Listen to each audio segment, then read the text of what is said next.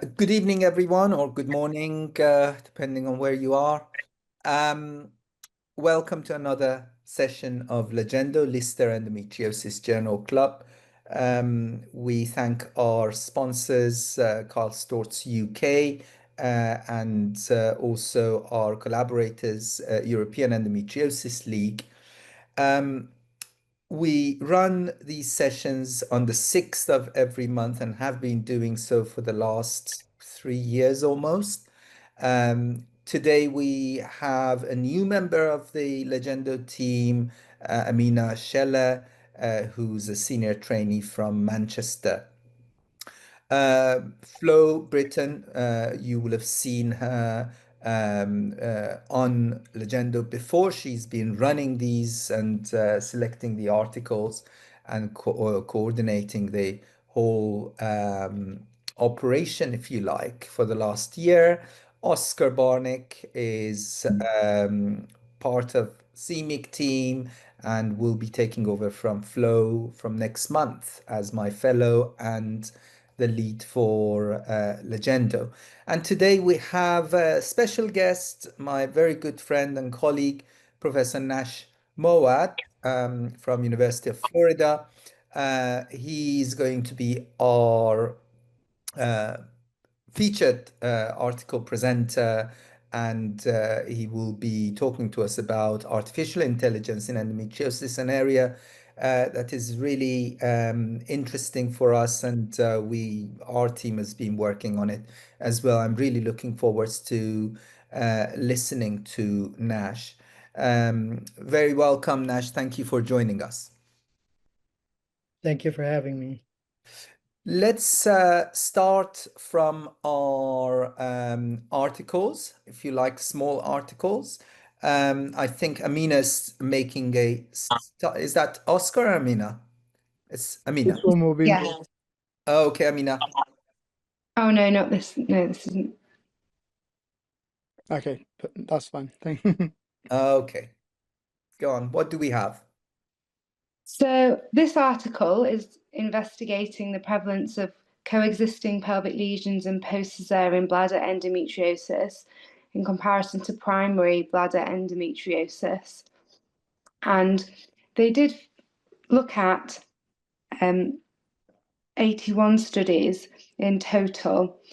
26 of these were post-cesarean section cases and 91 primary bladder endometriosis. And they looked at actual visualization of the bladder endometriosis, as well as coexisting bladder lesions rather than relying on imaging. And they did find that coexistence of pelvic endometriosis was significantly less frequent in post-cesarean section bladder endometriosis in comparison to primary bladder endometriosis, with the odds being 16 times lower.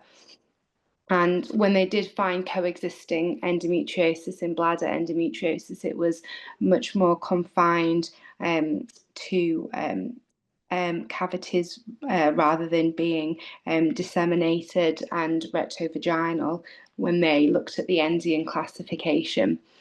And then they therefore felt that cesarean bladder endometriosis could be potentially prevented by adapting surgical technique, such as the cesarean section incision being above the UV fold and careful bladder flap reconstruction with copious washing to try and avoid bladder endometriosis being present after cesarean section.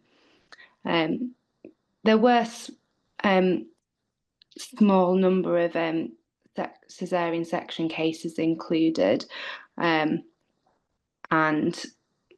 maybe therefore it's the study could be repeated to increase that. But here I've just documented that coexistent lesions in post-cesarean section cases were limited mainly to the uterosacral ligaments, rectovaginal septum and uterine serosa, whereas in primary bladder endometriosis it involved the ovaries, rectum, bowel and other compartments. The mean diagnostic delay for caesarean section bladder endometriosis was 8 years after caesarean section. So they feel that post-caesarean bladder endometriosis likely results from peritoneal injury plus intraoperative dissemination of decidual fragments sufficient enough to cause bladder nodules without broader pelvic disease. And primary bladder endometriosis reflects more of a systemic predisposition with widespread pelvic lesions and highlights the role of a better surgical technique to try and prevent iatrogenic endometriosis with post-caesarean bladder endometriosis. Strengths of the study were that they had a rigorous inclusion and exclusion criteria and strict diagnostic definitions, such as visualising the endometriosis to try and reduce the risk of false positives and negatives.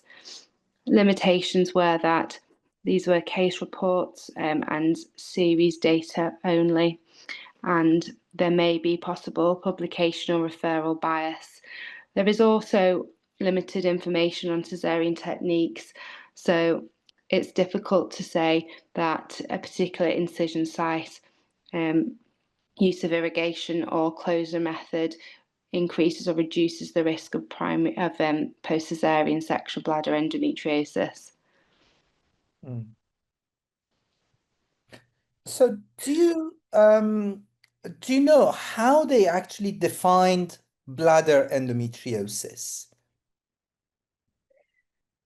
So I know that it was from visualization of the bladder endometriosis. So that it was derived from case reports and case series. And it was looking at localization at surgery. They did exclude any fistulas and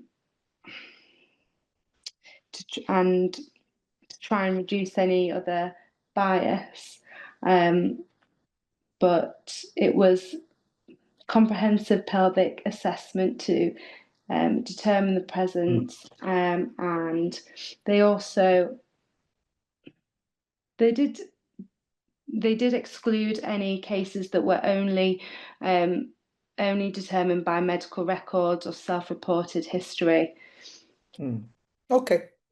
So the point I wanted to make is that the definition is important because some people, when they see endometriosis on the uterovesical fold, may call it bladder endometriosis, but the proper definition of bladder endometriosis is when the muscularis layer of the bladder is involved. So it would be interesting to see if that is what they mean by bladder endometriosis. Yes, they did say that that was the case. Okay. Thank you very much, Amina. Okay, Oscar, I think it's you next. Yeah, thank you. Thanks very much for opportunity to present today. This was a paper recently published in JMIG in July 2025, looking at the impact of targeted endometriosis treatment on patients who suffer with central sensitization. It was a systematic review and meta-analysis. Essentially, hopefully everybody knows, but central sensitization is an abnormal state of responsiveness in which the central nervous system amplifies sensory inputs and pain processing, and the hallmarks to sort of try and make a diagnosis are things such as hyperalgesia, suffering with allodynia, pain extending beyond the area of actual tissue damage, and then sort of pain that persists even when the stimulus for the pain has been removed.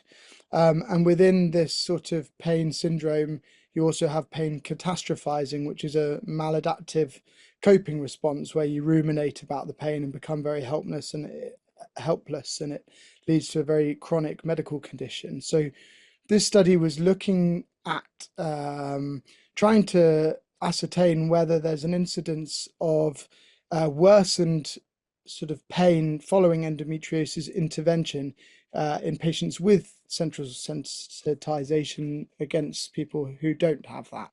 And essentially, they used an inclusion criteria that was fairly standard, a surgical or medical diagnosis.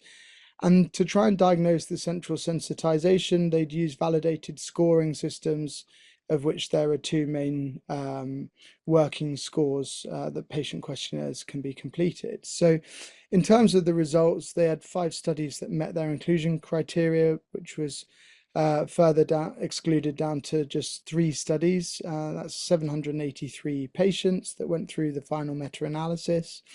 Um, Within those papers, the rates of CSS varied from around 28% all the way up to 80%.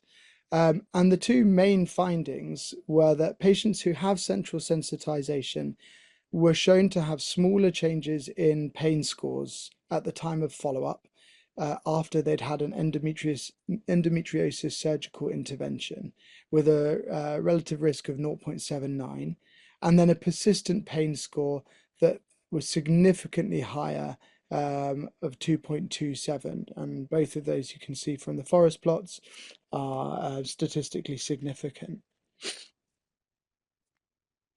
I think it's quite a short study. It didn't include a huge number of papers, which kind of highlights how little research there is out there at the moment into uh, the different types of pain patterns that patients experience. And certainly the study suggests that if you've got a patient who has quite evidential central sensitization syndrome, then they may be quite refractory to the surgical treatment that we might be offering them. And they may be the sort of patient that doesn't really benefit from the surgery that we're offering. And I think it will be a useful thing to be looking at in the future, and it could be used to carefully counsel certain women if we're using validated questionnaires. They do feel, as a team, they felt that the questionnaires could definitely be improved, and that would be something that needs to be worked on, so that the reporting criteria for these patients improves in studies, so that a much larger cohort can be included in future workups. But certainly something to think about. Um, Oscar, they may not have said this specifically in the paper, but what are they using to diagnose central sensitization? They're using one of these two patient questionnaires that have been validated. So essentially, this thing called central sensitization inventory, or a pain catastrophizing scale. And they sort of detail that there's no widely agreed diagnostic test. So it's kind of a surrogate measure trying to make a diagnosis of CSS. Let me With bring Nash here. Nash, in your practice, let me set the question up because this is a real um, problem we're trying to solve in our practice. That how do you how do you refine patient selection for surgery in cases where you suspect that maybe this particular patient would not benefit from surgery, like this study is showing? Do you, in your practice, do anything like, giving them pain catastrophization questionnaires to then counsel patients away from surgery if they do have central sensitization? We don't do that currently, but I'm considering whether I should be looking into this. What do you think? Yeah, we don't either, but it's a great idea to do that. So I just use it like I do my own counseling. If I feel like this is a high risk that they have central sensitization, then I try to kind of dissuade from surgery. Most of the time, they've already had multiple surgeries and they're just shopping around for the next surgeon who like will save their lives and fix all their pain. So I try to kind of lay down the facts. It's like, okay, this is what the findings are from your history. Those are the findings from your exam. Those are the findings from your previous surgeries. Those are the imaging findings we have. And based on all this together, I don't feel that surgery is the right solution for you. The vast majority of the time, this is not a great conversation to have. The Mm, vast majority of the time, those are the patients that are really not happy with the interaction. People who are not happy with the interaction are not those who had surgery. yeah, They're those on whom you choose not to do surgery because you don't feel yeah. like you can help them. Well, it's really We have a great, interesting. It's really yeah, interesting, Nash, because this is universal. So yeah, I think anybody who does endometriosis mostly in their practice will echo what you just said, maybe even word by word, that the unhappy patients are usually not the ones you have operated on and had the most complex endometriosis. The ones that you're not operating on, or you feel that the operation is not the answer. So, what we are trying to, in fact, today we were having this conversation in the operating room, that because a lot of these patients have to travel from a long distance, is there a way to screen those patients that are less likely to benefit from our input before they made the effort to both financial and time to come to see you? Um, or would that even be not right in terms of the ethical side of things? That okay, you can't really say that before you've seen and assessed a patient properly, but at least maybe you can give an indication that okay, you've had 11 laparoscopies, the last five didn't find any endometriosis. It's highly unlikely that I will be offering you another operation. So if that is what you're after, maybe it will be better for me to tell you now that it takes a lot to change my mind. And but I don't know. What do you think? I think it's actually much better for the patients to do that up front because you save them the patients become highly invested into that visit. Yeah. And it may be scheduled like 2 or 3 months in advance, Mm, and they put their life on hold, waiting for the savior Yes. to appear on that day, on that hour. And the second you say you can't help them, their life is like Yeah. It devastated. crumbles. It's yeah, and So it's if you can avoid heartbreaking. that, yeah, if It's you can avoid heartbreaking, like that really. emotional build-up, yeah. Exactly. And it's not just the patient that will become emotionally affected, it's also the clinician. I think for me, my personal experience is the we get up every day to go and help people, Mhm. and when you have a conversation which is not going well, and the patient's point of view is so vastly different from your point of view, and it ends with perhaps disappointing your patients, it's not good for anyone involved. So finding a way to maybe explain that properly beforehand so that you make sure that the patient comes with the right expectations, I think would be the right approach. Which I think very nicely leads to introducing you. So, Professor Moad is a very good friend of mine who I respect greatly and have known for many years now. Nash is a minimally invasive surgeon, both robotic and laparoscopic and hysteroscopic, and a great teacher as well. So he has contributed to training a good number of very good surgeons who are now independently practicing in the field of minimally invasive gynecology. He is also a secretary treasurer as part of the board of directors of AAGL, and will become the vice president in the next couple of months, and then the president of AAGL. And I look forward to working very closely with him. Today, Nash is going to talk to us about artificial intelligence and machine learning for prediction of endometriosis.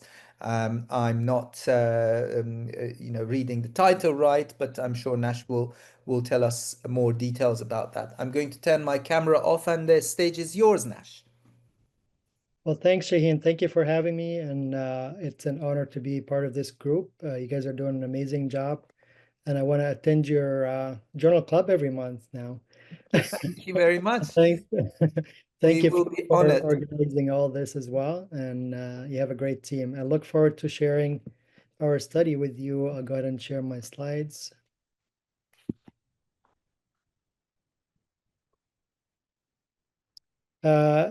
First disclosure is I don't claim to be an expert on machine learning, so don't expect me to teach you about machine learning and AI.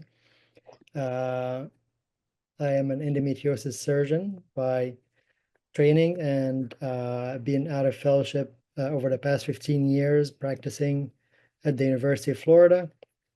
And the impetus for this study, I have no disclosure at this point. This is our recent paper in JMEG that we will be chatting about today. And briefly, the impetus for this study was sort of linked to what Shaheen was just touching on. And I wish one day we can use AI to predict endometriosis remotely like this, or before the patient even shows up, we can review her records, feed it into the computer, and get a score or a likelihood ratio or a percentile or something where we can tell them, your chance of having endometriosis related pain is 10%. I don't recommend you travel across the globe to come see me. Or, yeah, your chance is 75%. We'll see you next week and we're booking surgery for you already. That kind of makes sense, right? So the impetus for this was uh, every patient I scope, and I'm sure Shaheen will feel the same way, everybody has endometriosis. Well, that's not really the fact in real life, right? So we know the incidence of endometriosis as much as we can tell without scoping every person is 10 to 15%. So how come every patient who comes to our center and gets a laparoscopy has endometriosis? Well, we must be doing something right in terms of screening those patients, right? So how come it's almost 100%, maybe 80, 90%, as opposed to the general population? Of course, it's a referral practice, so patients kind of self-select and referral bias and so forth. But there must be something we're doing, something we were trained to do in terms of taking history, asking the right questions, and doing a proper pelvic exam, rectovaginal exam, abdominal exam, even general exam that picks on a few items that together in our brain, we put all this together and come up with a prediction of the likelihood of this patient having endometriosis to start with. How bad is the endometriosis? Where we think the endometriosis is? Do we think bowel will be involved? Things of that nature. So it has always been my dream to try to interpret that thought process into something objective or mathematical where other people can use and get the same results. And this was the impetus behind this. So one day a PhD student showed up in my office and wanted a project. And I was like, how about this project? And it's like, let's do it. And it took us 3 years to get here with a group of amazing students and PhD candidates and PhD professors in AI. And this is what we came up with. So what is the state of diagnosing endometriosis nowadays? The presentation is very heterogeneous. It's pretty hard to tell because there's so many symptoms and it overlaps with so many other body systems. We rely on surgery to confirm it. There's really no other way. Yes, of course, imaging is great and it's becoming greater every day. Ultrasound is amazing, MRI is amazing. But at the end of the day, we can't really say, okay, you have endometriosis, this is where it was, this is the stage, without a laparoscopy, which makes it kind of hard. Uh, very few conditions in medicine require surgery to diagnose, and endometriosis is one of them. Some studies have looked at biomarkers, and they do have promising results, but there's really no standardized method to implement this clinically to use a specific test for endometriosis. There have been some prediction models. This is not the first one. but many of them were based on symptoms or specific findings on imaging. The variables are very limited, and it's not really generalizable. So what can we do?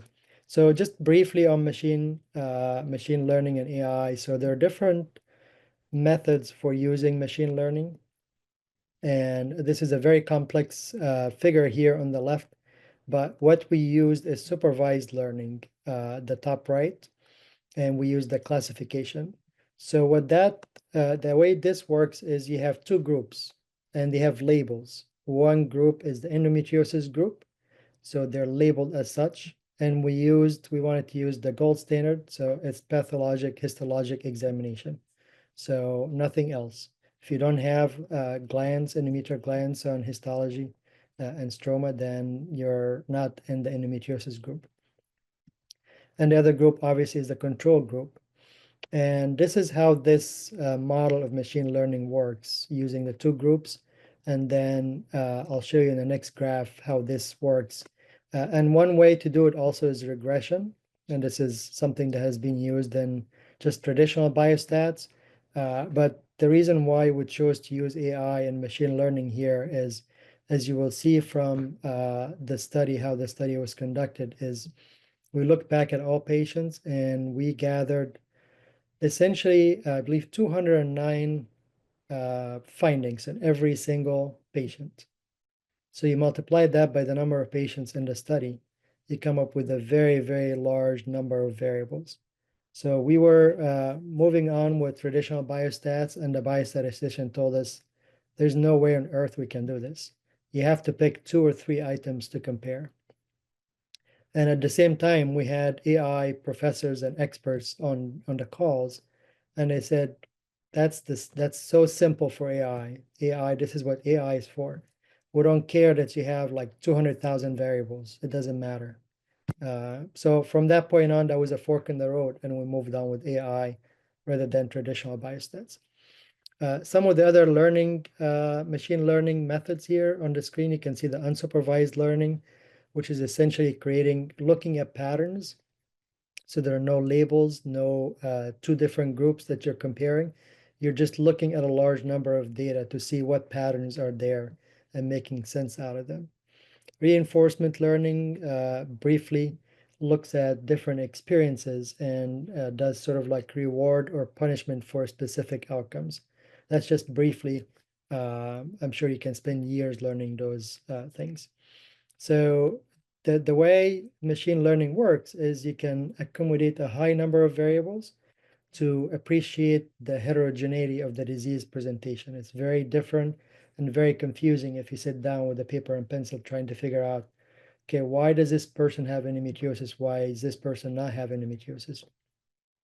You can include a larger population and you can keep adding patients. So once you establish that model, you can keep refining it and looking at, rather than just limiting it to a clinic for infertility or just patients with pelvic pain. And machine learning is able to recognize the patterns beyond what we can see just from direct comparisons like logistic regression, looking at two groups.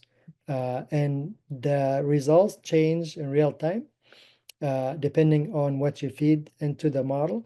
So it reflects the growing understanding of the disease. The more data you feed, the better the model gets. Those are some of the studies that have already been published in recent years, looking at different machine learning models or prediction models for endometriosis.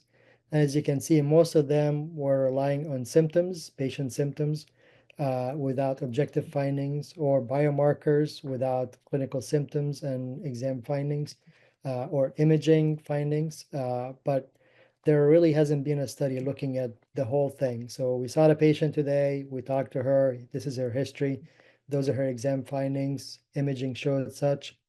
Let's feed all this into a prediction model. So this was the reason why we wanted to create the prediction model. Our model combines subjective symptoms and pain reports from patients with the objective exam findings, which I find to be the most critical. Because you can talk to a patient on the phone and figure it's like there's probably some endometriosis here. But the second you do an exam and you feel a nodule or uterosacral fibrosis or a specific point tenderness, then you can be pretty certain in your mind that this patient is dealing with endometriosis. Add to this some imaging findings. You do an ultrasound, you find a uterosacral nodule or a bladder nodule like we were talking, or a rectovaginal nodule in MRI, then that likelihood ratio in your mind keeps increasing. Then you're not surprised in the OR. You're not surprised with the diagnosis of endometriosis. You're not surprised by the stage of endometriosis and which organs are affected. And I want to take a step back and point out that the prediction model is not really built for endometriosis surgeons because we don't really need this so much.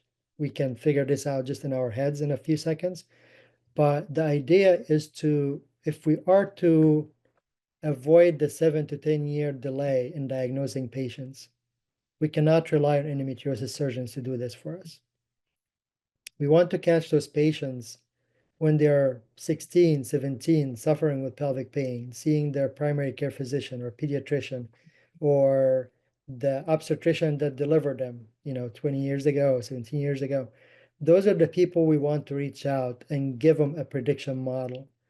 Or people in the emergency room. When you see a patient at this age with those symptoms and those specific exam findings, we can teach you a couple things to look for. Then we want you to think of endometriosis.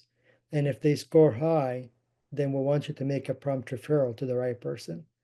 This way, they don't wait several years to get a diagnosis. They don't end up in the wrong hands and get a bad surgery. And then they come see you 2 months later because their surgery didn't work or it was complicated. Or they just had a diagnostic laparoscopy and took some pictures. Those things still happen to this day, which is really not acceptable. So we're trying to avoid all this, and this is why a prediction model was important. So we collected a large database, and we stopped collecting data probably like 3 or 4 years ago. So we looked over 9 or 10 years worth of data, and at that point I was just by myself in my practice. So we came up with like 850 patients or something like that. And like I said, the confirmation was histologically confirmed. This is the only way we can tell endometriosis, no endometriosis. So the inclusion criteria were patients between 18 and 55 who had a laparoscopy in those years, 2011 to 2022, by myself in our center. The exclusion criteria, so I wanted to make sure this patient had a good history taken and documented and a good exam documented. So anything that's emergent or lacking an exam, we excluded those because how are you going to build a prediction model without this type of information? Or patient had surgery and no specimens were submitted, so we don't know what they have. We had 788 patients met those criteria, and we broke them into 80% to train the model and 20% used to test the model after the model was developed. And as you can see on the graph here on the side, a few patients were excluded for those issues, and this is how the model was developed. So we looked at the chart and we thought, okay, what things could be predictive even though we don't really think about them. So we know endometriosis is an inflammatory problem. We know it can be an autoimmune problem. We know there's so much literature about association of endometriosis with autoimmune issues, with migraines. We know pelvic pain is very complex. It could be GI, GU, musculoskeletal. We know history of sexual abuse can play a factor. We know central sensitization can be a factor. We know previous surgeries can be a factor, pregnancies and vaginal delivery versus C-section. So anything that can remotely be linked to endometriosis in terms of predicting it or ruling it out, we wanted to include. So we gathered all this data. We came up with 209 variables per patient, including all of the above. And all those variables were tabulated, and we wanted to make sure that every patient that's selected, we have at least 80% of the records, 80% of the variables can be collected, no major missing variables. We use Python and Jupyter, just the platform and the AI language, and to improve the real world predictability, which shows XGBoost as it's really great in working with missing data. If there's like a patient who doesn't have a pain score for some reason, or there's a patient that's missing her pregnancy history for whatever reason, something a resident took the history and something small is missing.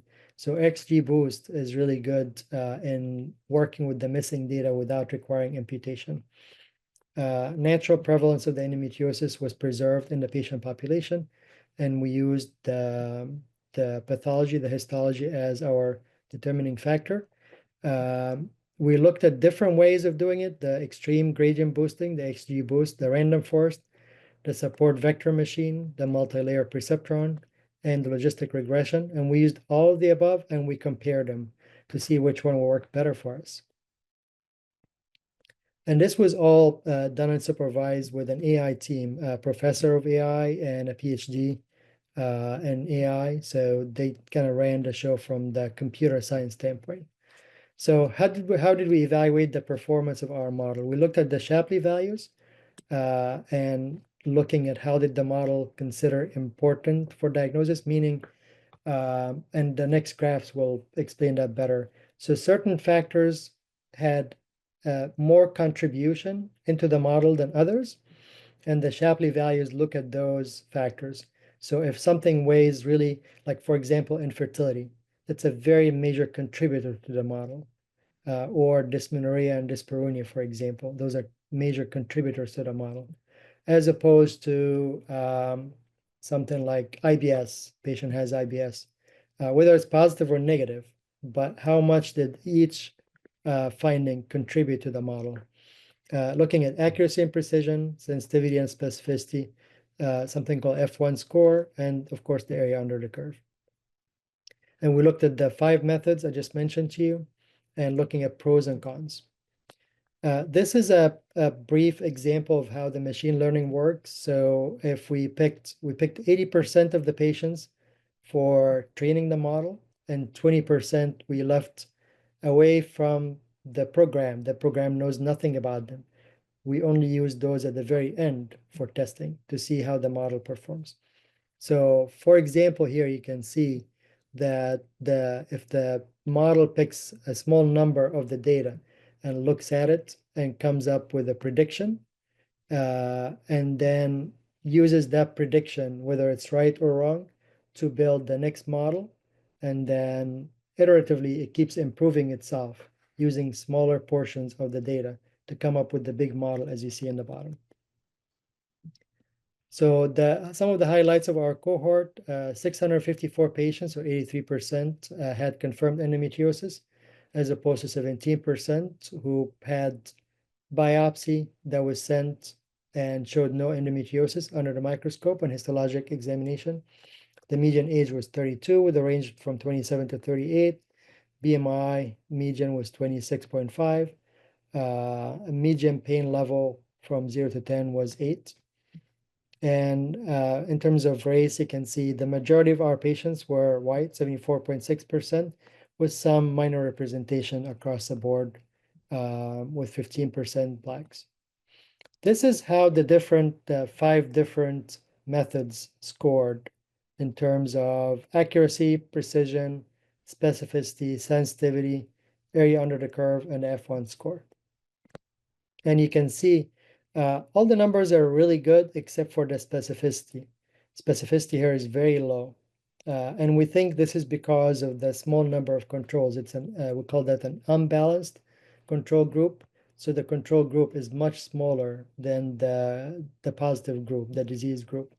And there are ways to deal with that, balancing the control group, but we chose not to do that so that we maintain the natural prevalence of the disease and the group we're using. And as you can see here, believe it or not, we chose the last one in this table. We chose XGBoost, and I'll explain to you why we chose this. You can obviously choose any of the above. We have all the data to choose whatever we like, but we chose to go with XGBoost for a variety of reasons. It's easier to explain, as you can see the graph on the right side here. So on the right of the zero line, those are things that are predictive of endometriosis, and how big that area, the red area, shows the weight of how much each item contributed to the prediction model. And the same thing on the opposite side, the blue is negative. So it's easier to explain rather than trying to explain logistic regression to you, for example, or one of the other methods. So for clinical decision making and clinical relevance, it was much easier to explain.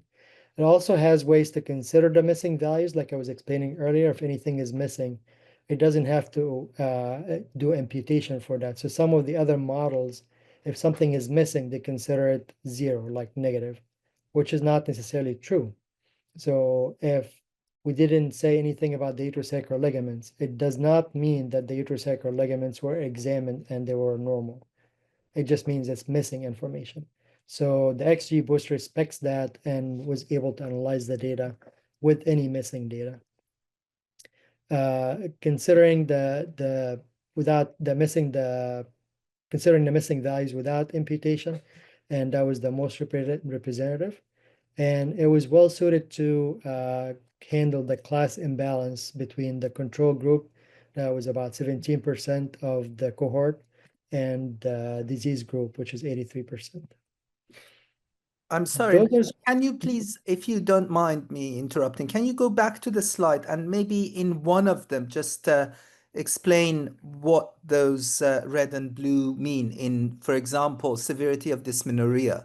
What can we understand from that red and blue? So let's see, severity of dysmenorrhea is number Yeah. 4 on the list here.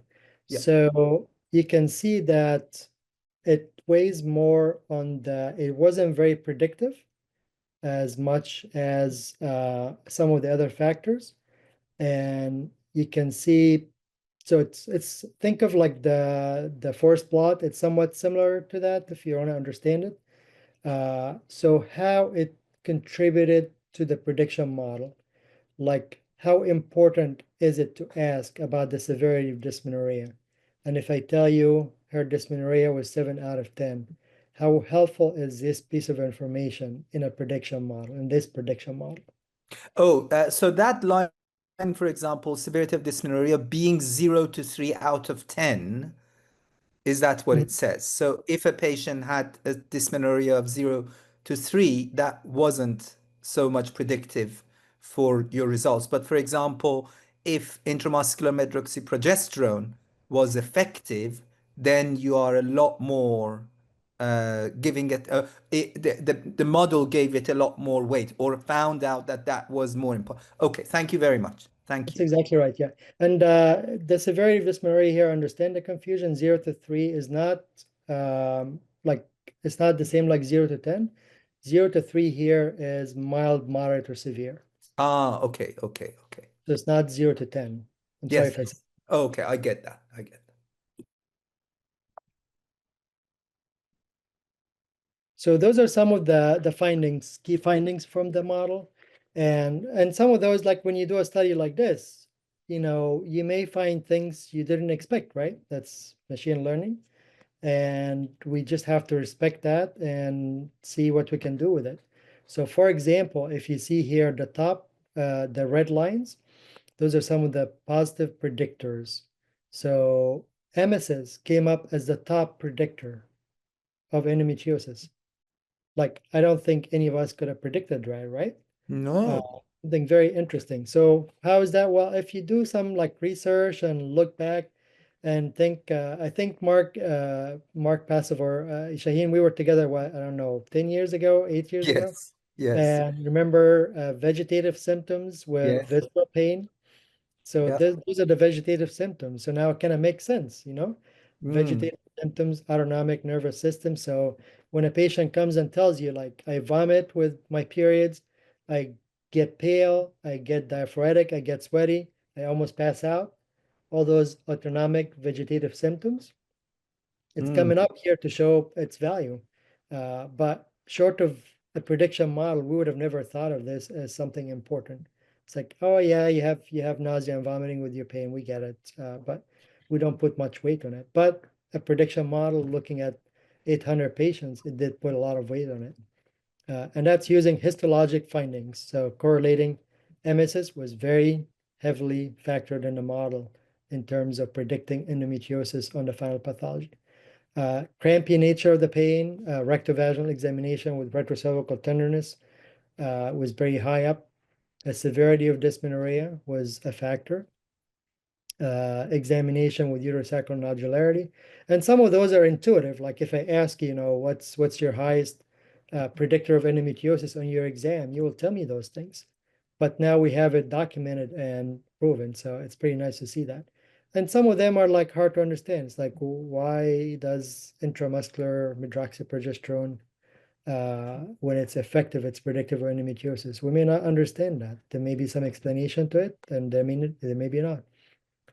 Patients with regular cycles, BMI, obviously we know lower BMI is correlated with endometriosis. A higher BMI, if you look in the bottom graph, it's negatively predictive of endometriosis and so forth.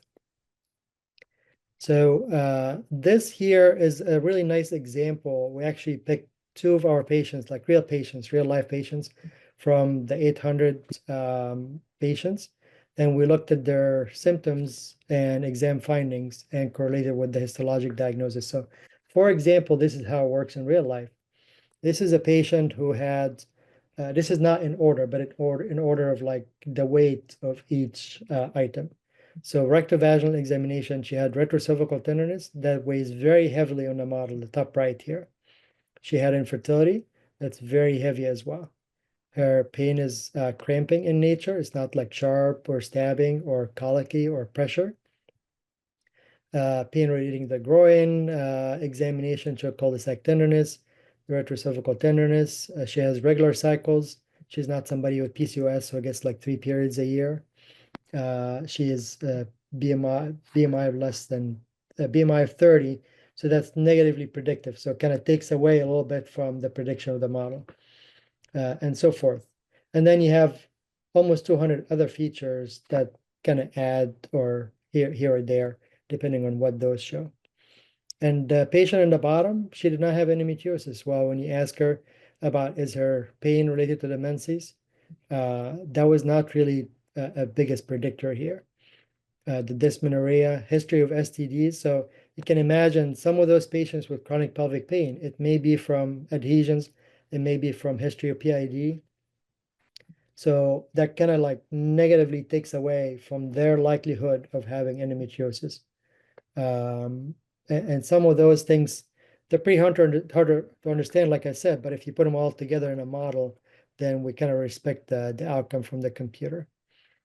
Does that make sense so far? So you can see the correct positive prediction in the top and the correct negative prediction in the bottom.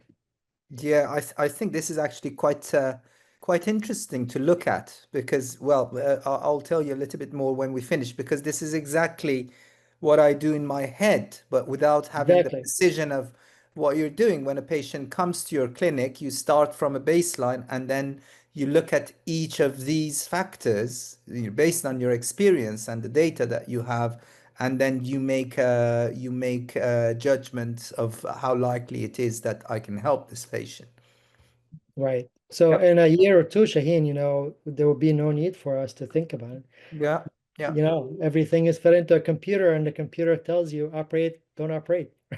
Oh God. I Okay. don't think so. All right. So what are some limitations of our model? Of course, it's a very large patient cohort, great science, great computer science, great expertise, really helpful in terms of predicting, but everything has limitations. So we have the majority of our patients end up being white. I think it was 87% or something like that. So it's good to use a more diverse group for external validation to see if this applies to all the population. Like traditionally, endometriosis was known to be a disease of affluent white women, but we know that's not true. But if you have a practice that's mostly affluent white women, you may be fooled to think that this is true. So we need external validation. We did use some sensitivity analysis to sort of remove the race altogether. from the prediction and see if it will affect the predictability of the model, and it didn't have any impact. So we don't think it's a factor, but in real life situations, you got to have a diverse population. Some limitations having to do with manual data entry. So we had a group of 6, 7 students looking at the charts and entering data. We have a huge RegCap database that put all this information manually. I can't think of any other way to do it at this point. So, but there's definitely some limitations to that, whether it's errors or difference in interpretation of different wording in the chart. Poor specificity across all models, like I showed you. The best was 0.2%, 0.2 or 20%, and the XG boost was like 0.11. We think this is because of the limited number of controls. So as I said earlier, we don't want a prediction model for endometriosis surgeons. We want to take a prediction model to the general population where the endometriosis prevalence is truly 10 to 15%. This is how it can be useful. An imbalanced data set, 83% of our patients had endometriosis. They were in the case group as opposed to 17%. So what are our next steps? This is the beginning. It took us 3 years to develop this model. This is the beginning. But things like that take years. So we need to do external validation via collaboration with external institutions. So right now we're working on a different institution, our sister institution in Jacksonville, and it's a bit different type of city and different type of demographics. So we think we will get a more diverse group of patients, and we will use the model that was already built on that group of patients to test it without using that group of patients to improve the model initially. And then after that, we add that group of patients. Let's say we get 200-300 patients. We add them to our 800. Now we have 1,100 patients. Now the model becomes stronger and more predictive. And the more patients you add, the better the model gets. It's more of an iterative process to get the best model you can get out of this.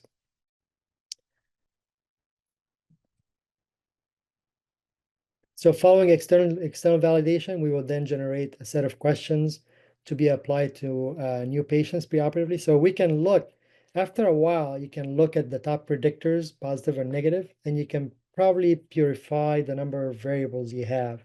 You don't have to collect 210 variables in every patient. You still can for like other reasons, but not for the prediction model.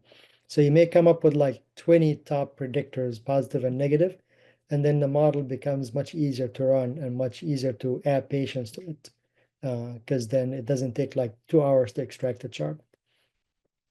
We developed clinical decision support tool and a scoring system. So ultimately, if we can develop an app that's available in primary care physicians, pediatricians, ER physicians, primary gynecologists, any patient presenting with pelvic pain, just put her input in, get a score. If it's, let's say, more than 40%, please make a referral. Here's a list of centers of excellence in taking care of patients with endometriosis. Boom. We shorten the delay, the diagnostic delay, and we'll get them in the right hands as soon as possible. This is the ultimate goal, to develop that tool for primary care and for sort of like the gatekeepers when the patient sees the first patient, the PCP or the pediatrician. And we want to increase accessibility to specialized care by directing those patients to the proper places.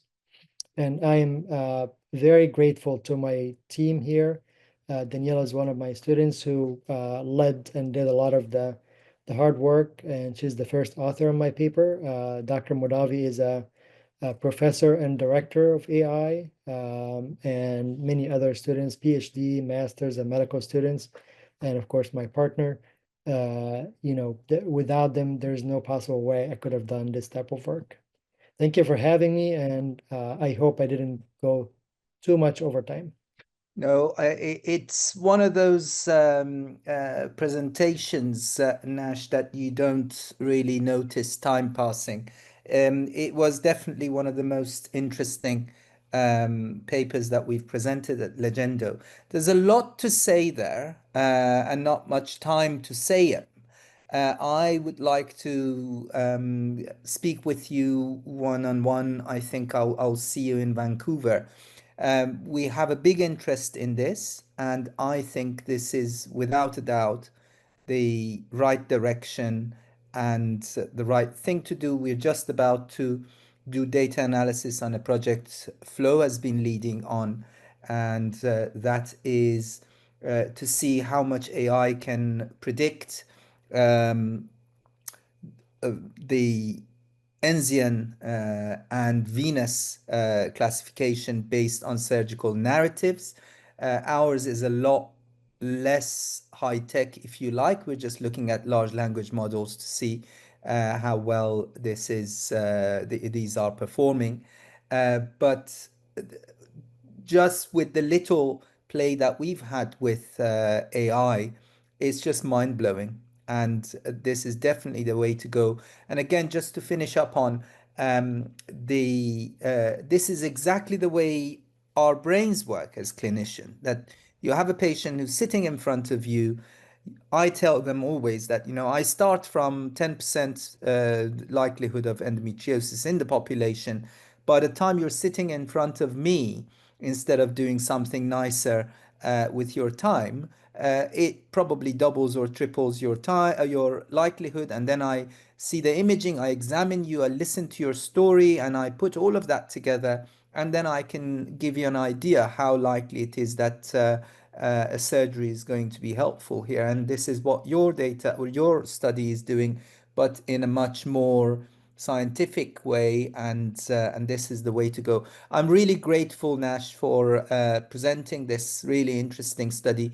I think we only have time for one more presentation. Amina, I'm so sorry that we don't have time for your paper, for your second paper, but I hope Oscar can present the last paper, and then hopefully we can finish with a few minutes running over. Sure, thank you. That was such an interesting talk, Professor Murad. Thank you so much. Um, this is a very quick paper published in May 25 this year, looking at an increased risk of cardiovascular disease for women with endometriosis. This is something that has been looked at a little bit before, but this is a vastly updated meta-analysis, and I think it gives some good insight.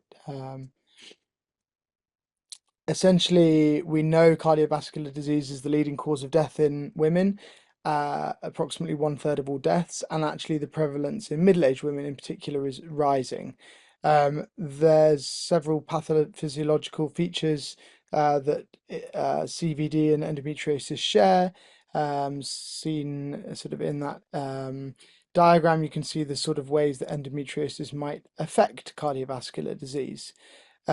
Simply, the inclusion criteria for this was a diagnosis of endometriosis regardless of age. Studies had to report on cardiovascular outcomes, of which there are quite a few, and they essentially excluded any basic studies and anything that didn't have hazard ratios.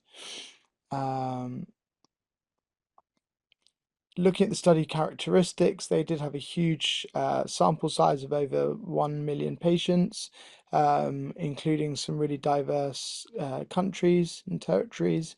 They managed to make a lot of adjustments for confounders between the studies, and they found lots of commonly adjusted variables like age, high blood pressure, diabetes, high lipids, obesity, and hormone use. They also were able to look at socioeconomic status, smoking status, parity in certain studies, and then they used the Newcastle-Ottawa scale to assess for bias. And essentially, all of the papers they included had sort of high to fair quality, and only one was low quality. In their meta-analysis, they found in 4 studies that cerebrovascular disease, ischemic heart disease, and major adverse cardiovascular events were all significantly associated with a higher risk when associated with endometriosis, hazard ratios of 1.19, 1.35, and 1.15 respectively. And then in 2 studies, they found that arrhythmias and heart failure were also increased arrhythmia was increased at 1.21, but heart failure was actually very comparable and not statistically significant drop. Interestingly, they found that all-cause mortality, cardiac mortality, was no different. Actually, their hazard ratio was 0.79, but not statistically significant. So, whilst they showed that there was a lot of death from cardiovascular disease in endometriosis patients, all-cause mortality was no different. And they put that down to potentially the fact that these patients have been under care of a physician for a long time before a diagnosis is made, and therefore there may be screened better for cardiovascular disease, and that's picked up earlier. And they also put it down to some of what has just been said about it being a disease of a particular sort of white, more wealthy population, and therefore the effects that that might have on vascular diseases as well. Um, Limitations wise, they only had observational included studies. Lots of key factors lacked sufficient data to be assessed, in particular of interest for us, things like surgical management of endometriosis, but also some family histories and gynae risk factors. Um, I think the most, you can skip to the next one, Flow. Essentially concluding two recent studies that were then included in this meta-analysis doubled the overall sample size compared to previously published reports that had suggested that cardiovascular disease was increased. And I think it does certainly call for primary care to be thinking about moving away from traditional risk factors of cardiovascular health and maybe improving the way that we profile women in particular with gynecological diseases, and see if we can improve cardiovascular health moving forward. So I thought it was quite interesting. You're on mute, Mr. Ghazali. So the gist is you are more likely to have cardiovascular disease in general, but your life expectancy is more or less the same. That wouldn't affect that. Yeah. And potential explanations for that. They purely Maybe. put down to the fact that, well, they said with the diagnosis length of time being 7 years roughly to endometriosis, during that time they see a clinician a lot, they get their blood pressure checked, they Hmm. get their lipids No, checked. no, I mean explanations for the increase. For the increase, they mostly the inflammatory sort of Inflammatory, system that yes. endometriosis represents has a very similar profile to cardiovascular disease. Okay. Wonderful. Well, thank you very much, Flo, Oscar, and Amina, and special thanks to you, Nash, for being with us. I know you're very busy, and it's been a pleasure and an honor to have you on. I hope to see you. I will see you, I'm sure, in Vancouver. I think Oscar will be there as well. I will. And for the audience, thank you very much for being with us. I know that a lot of you will be watching these offline when we upload them, but I'm grateful for all of you to be here. Thank you very much.